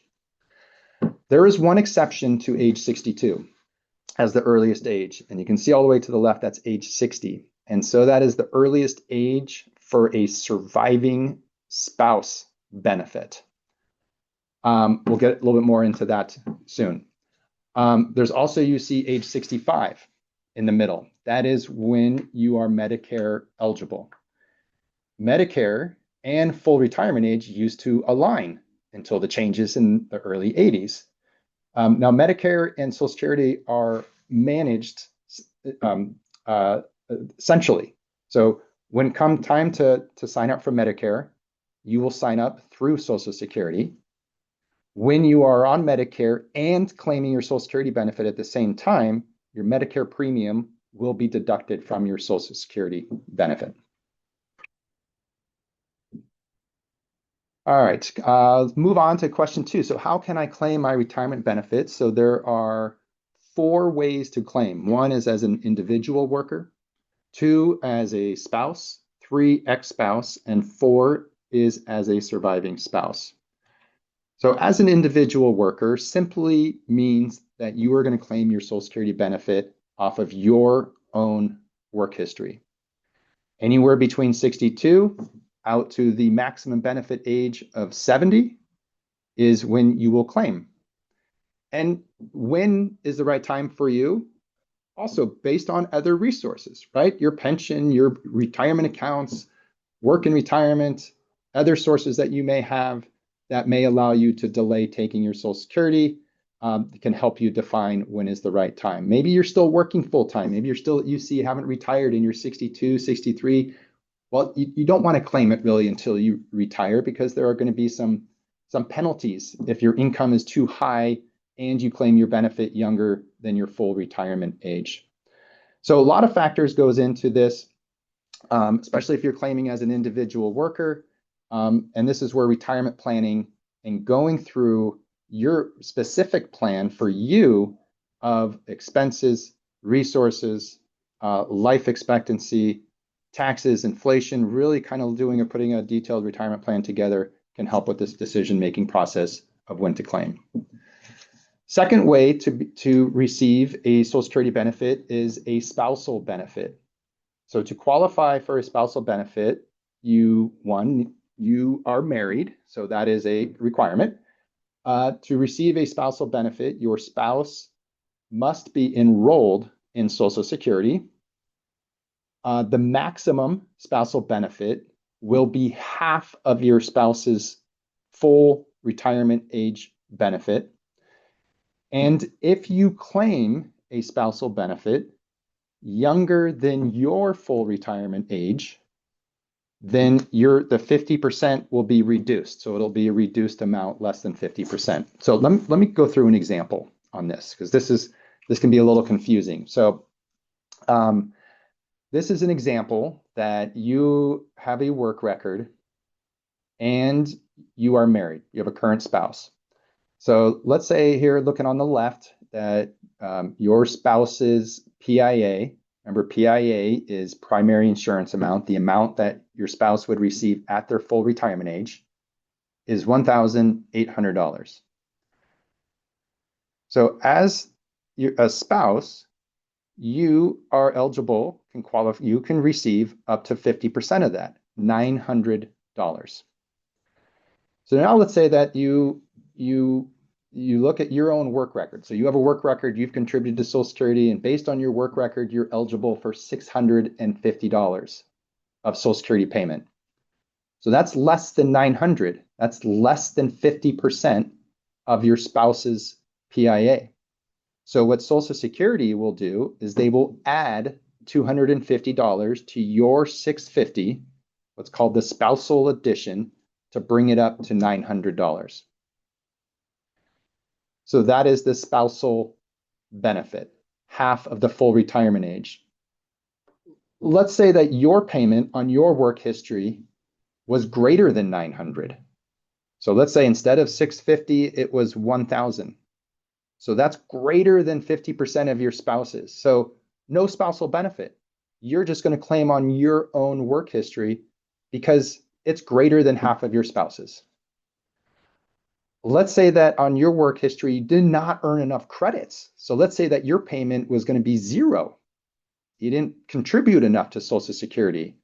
Zero, you didn't earn the credits to get your foot in the door and receive a payment. You are still entitled to $900 per month as the spousal benefit.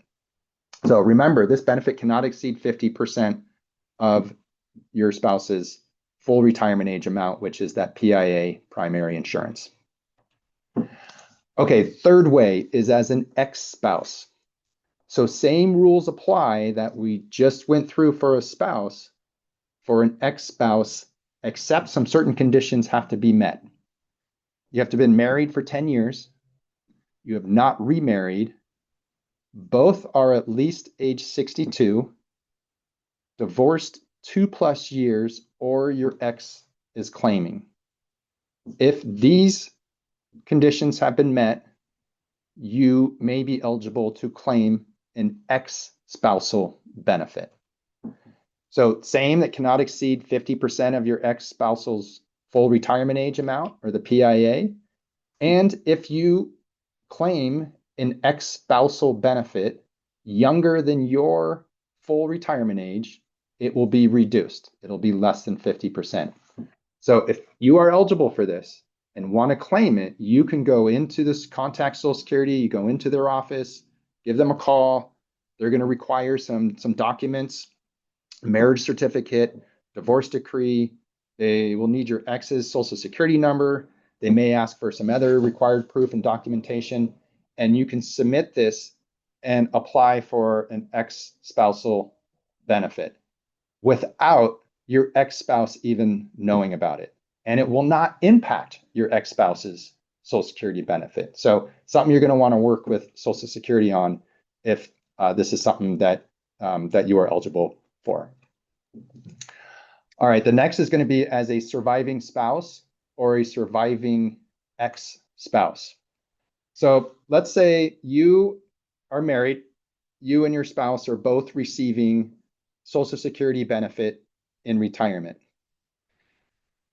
If the spouse, the person who is receiving the higher of the two Social Security benefits, dies first, the surviving spouse will step into his or her shoes and continue to receive the higher amount for the rest of their lives.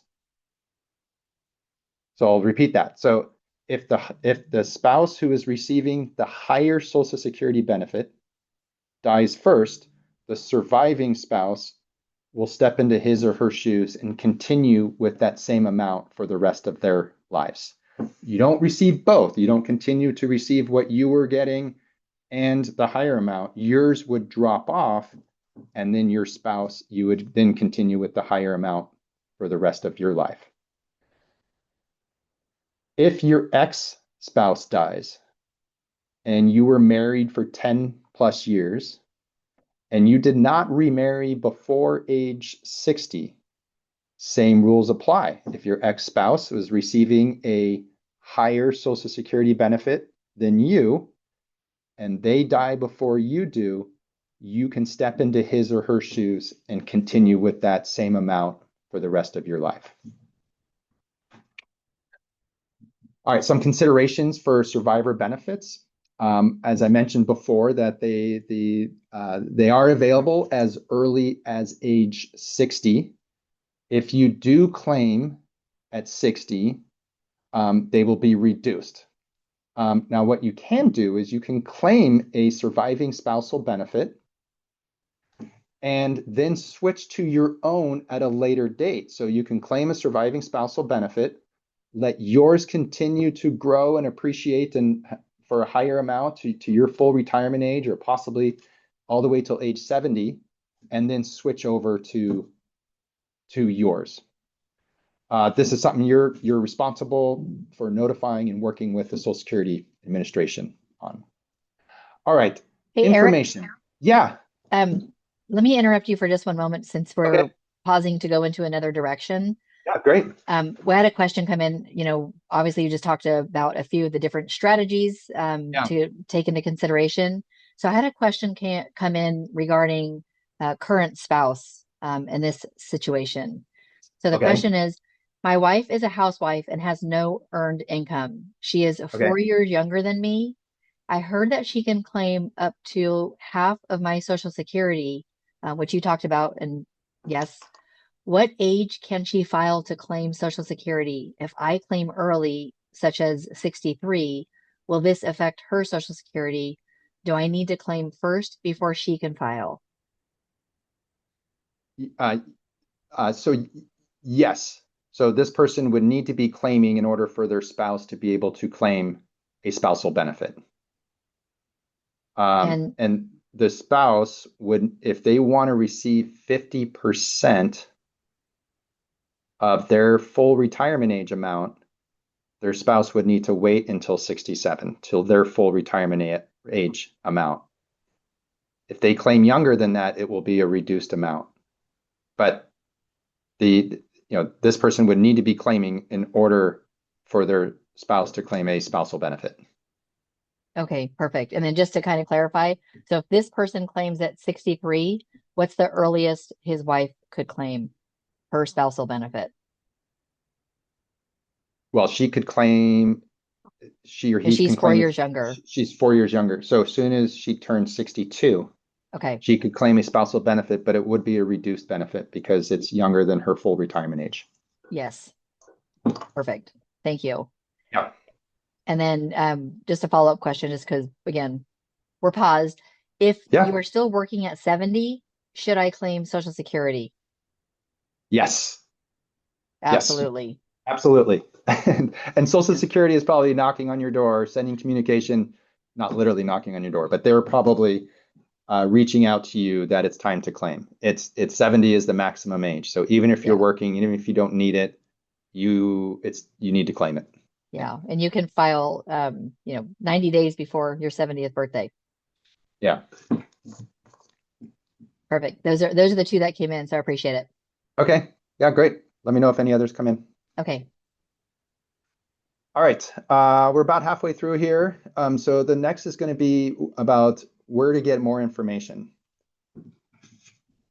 So the website, ssa.gov, this is your supermarket for all Social Security information. This is where you can go log in, and they're going to have your estimates for you. You can look up, okay, how much will it be at 62, 65, 63, full retirement age, and 70. Social Security is going to have your earnings history. There's going to be great articles, information. There's, if you want tax forms, you want to change withholdings, change your direct deposit where Social Security is going. All 2,000 rules that I mentioned are in this website. I like to use the search button. So put in a keyword or two of the topic that you're looking to get some more information on, and it'll then provide some links for you to click on and get some information. Social Security, looking back in the past, they used to send statements out every year around our birthday. We would get something in the mail. It would have how much you would get at 62, full retirement age, and 70, had your earnings history, but they don't do that anymore. So now this is where you go to get your benefit estimates, is ssa.gov. So if you have not logged into Social Security, or it's been a long time, certainly would encourage you to do that. This is an important part of your retirement income. May not necessarily be enough to live on and cover all of your expenses, especially if you live in California or really anywhere, but it's an important part of your retirement income, in addition to your UC benefits and your pension and your retirement savings. And so having a good idea of what you can anticipate from this is an important part of that planning process. And this is where you're going to go to retrieve those estimates, ssa.gov. In addition to this website, Fidelity and UC also have some great resources for you. So on myucretirement.com, which is your website for all things retirement at UC, there's some great articles and information about claiming tips and helpful strategies. And again, you could almost use the search button and type in Social Security, and that goes with the Fidelity resource at fidelity.com. There's some great articles about Social Security and claiming, and so the two other great resources through Fidelity and UC for you as well. All right. All right, let's get into how you can qualify to receive a Social Security benefit. So you need to qualify, you need to pay into Social Security. This is not something that you opt in or opt out of. This is happening automatically. And working at UC, you are paying your Social Security tax. UC is what's considered a covered employer. So you can look on a pay stub and you can see your Social Security tax that's being taken out. It may not say Social Security on it. It may say have an abbreviation or an acronym of OASDI.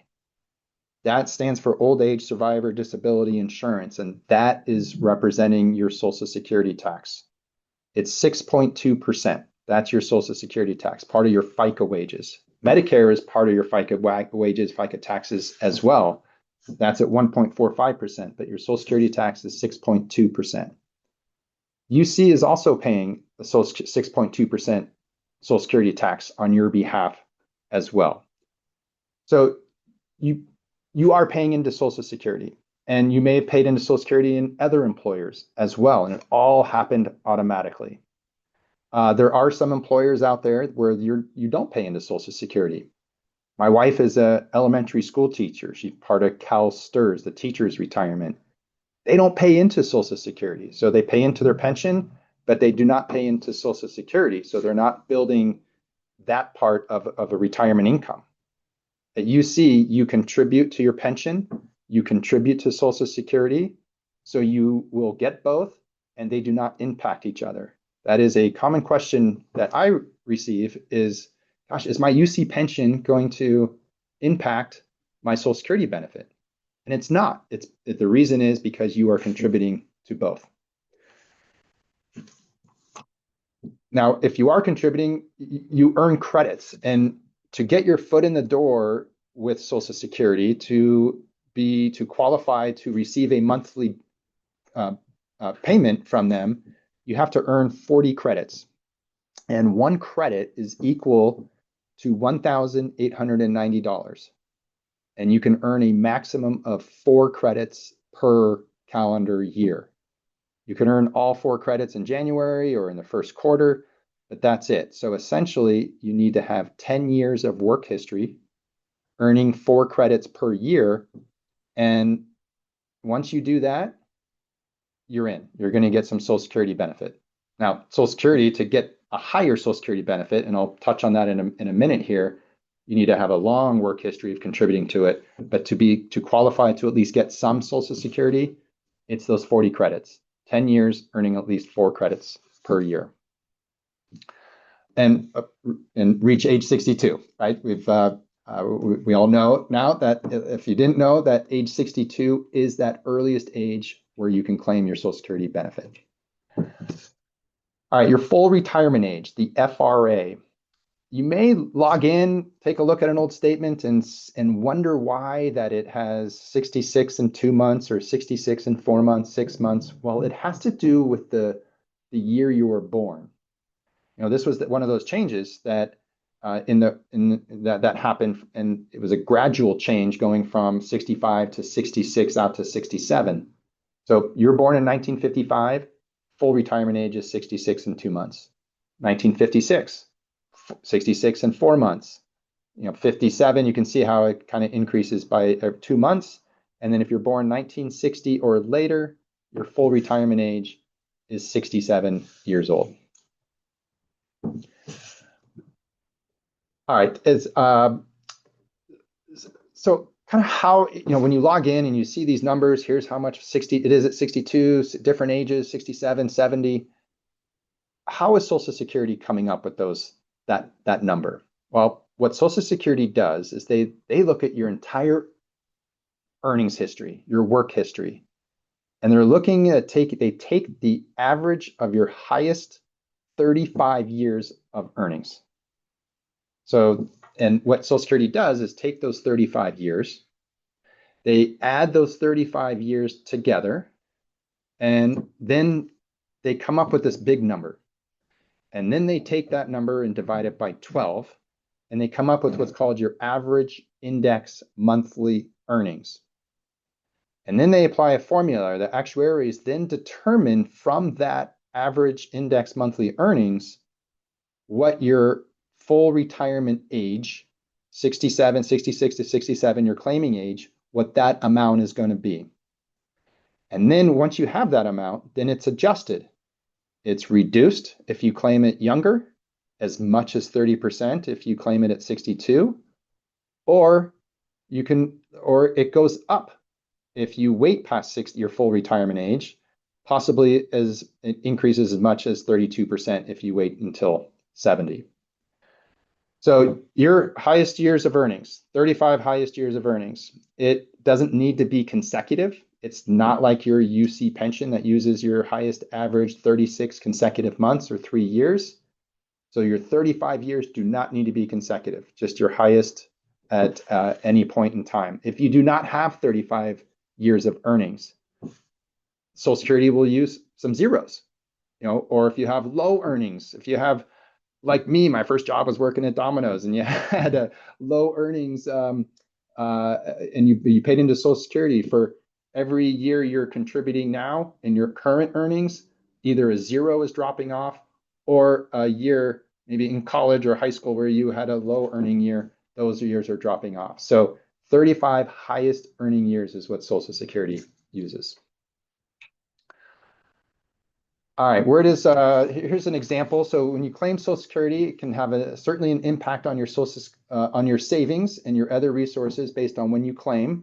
This is just a hypothetical example that you did some retirement planning and you identified that your essential expenses are going to be around 4,000 per month. Well, if you claim your Social Security at full retirement age, and if that amount is going to be $1,800, then you would need to supplement that Social Security with 2,200, either from your portfolio, UC retirement, other accounts, other resources that you have. Age 70, if you wait, it's going to go up to 2,235 per month. Well, then that's less that you're going to need from other resources, 1,768. But if you claim it at 62, right, that permanent reduction, 77% less than if you waited until 70, that amount will be 1,260 per month. That is a bigger amount that you will need from other resources, your portfolio. So this is really just to show an example of a possible difference of how much your Social Security benefit could be between 62, your full retirement age, and age 70. The less your Social Security benefit is, the more you're going to have to possibly have from other resources to be able to cover your expenses in retirement. So deciding when to claim, is a really important key piece of your retirement income plan. I mentioned earlier about life expectancy and longevity and how long you're going to live, and we certainly don't know, none of us know that, but you want to think about that, of your family history and your health and how long you may live in your retirement. Impact on your survivors. So think about if you are married and planning with a spouse. I mentioned that between the survivor benefit, the higher of the two lasts for as long as one of you two are alive. So a common strategy that I see is that if you're married, that the higher earner maybe waits till full retirement age or possibly even till age 70 to get that maximum benefit, knowing that that's going to be the one that lasts for as long as one of you two are alive. And maybe the other person claims it younger, 62, 63, 64, maybe full retirement, claims it younger to have some income come in for the household to help cover expenses in retirement. So that could be a possible strategy if you're married and you're thinking about how to claim Social Security with your spouse, that maybe one of you, the higher earner, waits until later knowing it's going to last for as one of you two are alive. Really, it really comes down to your overall situation and your other resources, what your pension looks like, continued possible part-time work or earnings in retirement, your retirement savings, your expenses, and how all of these look together. That do you have the resources to consider delaying your Social Security for a higher monthly amount that you will then receive for the rest of your life? And if you live until your mid 80s and beyond, it will benefit you to delay it, because then in the big picture retirement, you will cumulatively have received a more Social Security benefit throughout your life. Now, I certainly meet with people who are like, I want to claim it as soon as I'm eligible. As soon as I can, I want to take it. I want to give it. I want to use it. It's my travel money, early retirement. We don't know how long we're going to live. I paid into it my whole career. I want it as soon as I can. And that is okay too. But it's good to just kind of have the conversations, do the planning, look and to make that decision of what is going to be best for you and your family. All right, a few resources that we'll go over again here. So there's ongoing Social Security classes that are available. So myucretirement.com/classes. In addition to Social Security webinars, there's also other great topics on different financial retirement planning that are always available to you. So myucretirement.com/classes. You can see the schedule for those. Here's the Social Security website again, ssa.gov. myucretirement.com, great articles, great information on Social Security and all things retirement at UC. And here's the Fidelity phone number. So this number, the 800-558-9182. that gets you to a retirement group with Fidelity. They help support UC. They're also phone planners. They can talk to you over the phone about your retirement. They're familiar with the UC retirement. They also have access to our calendar, my calendar, Kim's calendar, and our colleagues who are dedicated to working with UC for a Zoom appointment or one-on-one phone appointment. So a lot of resources and available to you. So I'll pause there, and Kim, we'll see if there's any more questions. But yeah, thanks. Great going through that with you, and happy to answer any questions here that are in the Q&A. Thanks, Eric, and thanks for covering Social Security. Always a popular topic. First question that came in is, can a person claim Social Security for a divorced spouse at age 62 and wait and claim under their own work history when they turn 70? So when you claim Social Security, whether it's for a spousal benefit, ex-spousal benefit, whatever you're looking to do, Social Security is going to first pay you on your work history. So this is one of the loopholes that was closed in 2015, was the I can't remember if it was the restricted application or the file and suspend, where you can file, start receiving a spouse or ex-spousal benefit, and suspend taking your own benefit till a later time. So unfortunately, no. So if you go in to claim an ex-spousal benefit, Social Security is going to pay you on your benefit first, and then add to yours if you're eligible for any additional amount. But it's going to be, you won't be able to delay taking yours and let it increase with your age. It's going to, whatever age you go in to claim is going to be, you're claiming your own Social Security first, and then they will add on top of that if you're eligible. Thanks for that, Eric. Next question. Can you claim Social Security benefit at 67 if you already retire from UC Davis at 60? Absolutely. Yes. You can claim at the earliest age of 62. You can anywhere between 62 and 70, and your Social Security benefit increases every month you delay it up until the age of 70. So if you retired at 60 and your retirement, your pension, and any other resources you have is sufficiently covering your expenses, and you don't need Social Security at the moment, and you can delay it, yeah, it goes up 6-7% per year. And then after your full retirement age, it goes up 8% per year. So it increases quite a bit. So, I mean, short answer, yes, you can certainly do that, but you can claim at any time between 62 and 70. Perfect. Thank you. And yeah, let me just say one other thing, because this, yeah, definitely.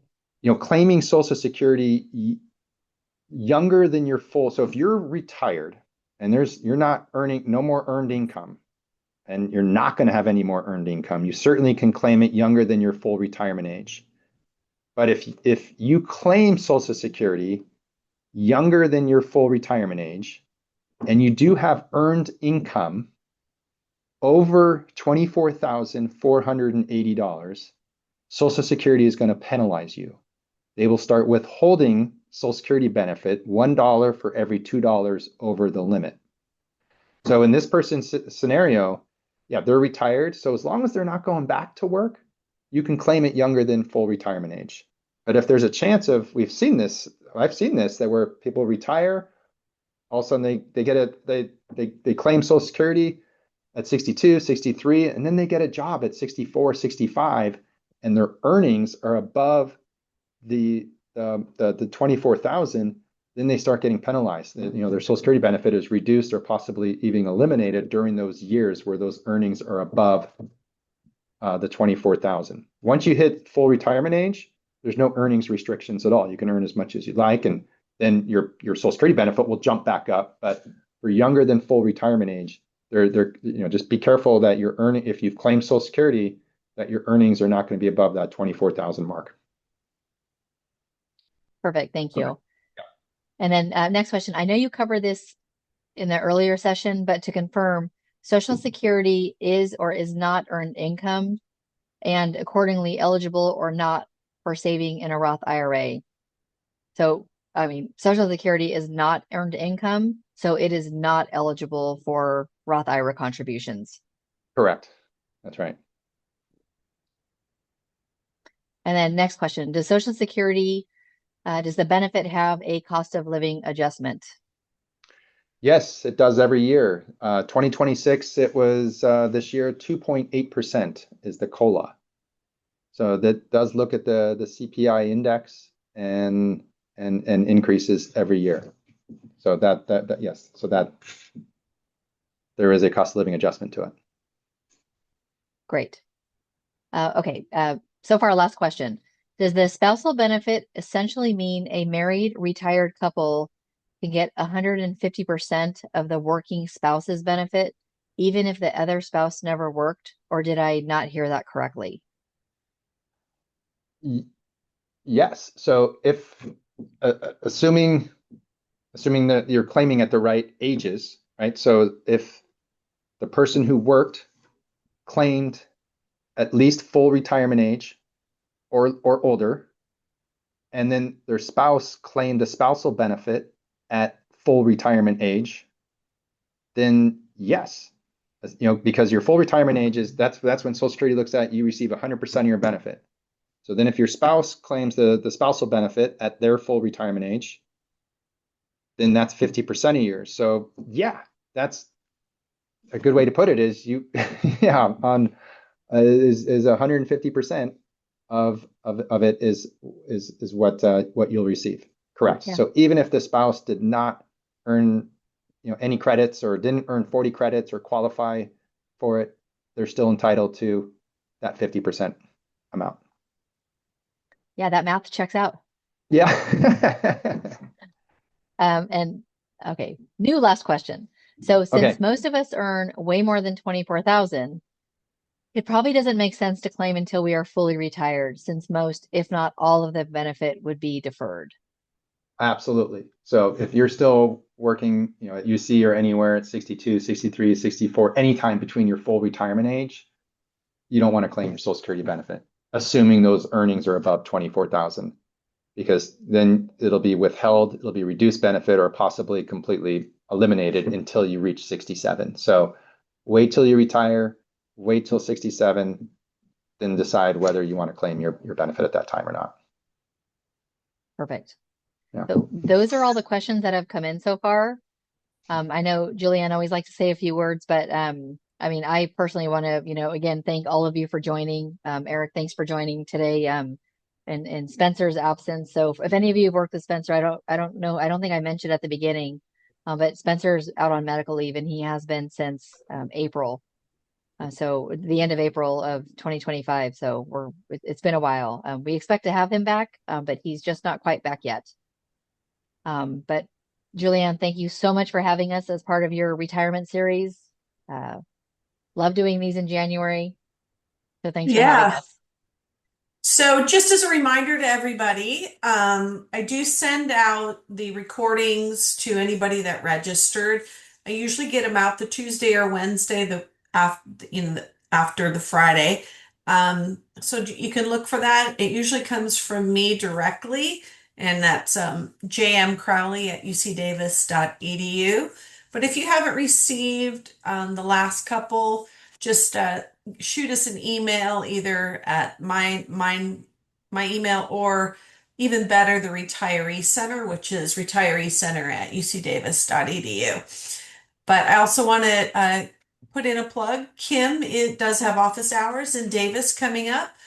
Our February is, I think we filled it, but she does have time available on Tuesday, March the 17th, and Tuesday, April the 28th. They're half-hour sessions with her in person at the UC Davis Retiree Center on the UC Davis campus. So if that's something you're interested in, you can shoot us an email as well, and we can call you and schedule a time that works for you. But with that, I just want to say thanks to everybody for joining us. We hope to see many of you again next week. So they're asking if we can send the slides. I don't know if we can send the Fidelity slides. Kim, Eric. I think sometimes that's not allowed through Fidelity, so I usually don't send slides. Yeah, Yeah, for compliance reasons, we're usually not able to send the slides. yeah. But the recording is there and the slides will be up so you can review them that way. So that was just a question that popped in. But thank you, Eric and Kim, for taking the time out of your busy schedules to help all of our UC Davis retirees or our employees thinking of retirement. And once again, I hope to see a lot of you next week for our last session. Some people think, oh, I don't need that, but I will tell you, the psychologists are really good at making you think about what you're going to do with that 8 to 12 hours of free time all of a sudden that you have when you do retire. And it sort of prepares you for some of the things that, you're not thinking of. You're thinking of healthcare, you're thinking of finances, thinking of those things, but not how much time our work really takes out of our day. So I hope to see a lot of you next week. And with that, I'm going to say have a great weekend. Eric, Kim, thanks again. And Kim, we'll be seeing you in February. Yes. Take care, everyone. All All right. right, Thanks, thank you. everybody. All right, great Bye. weekend.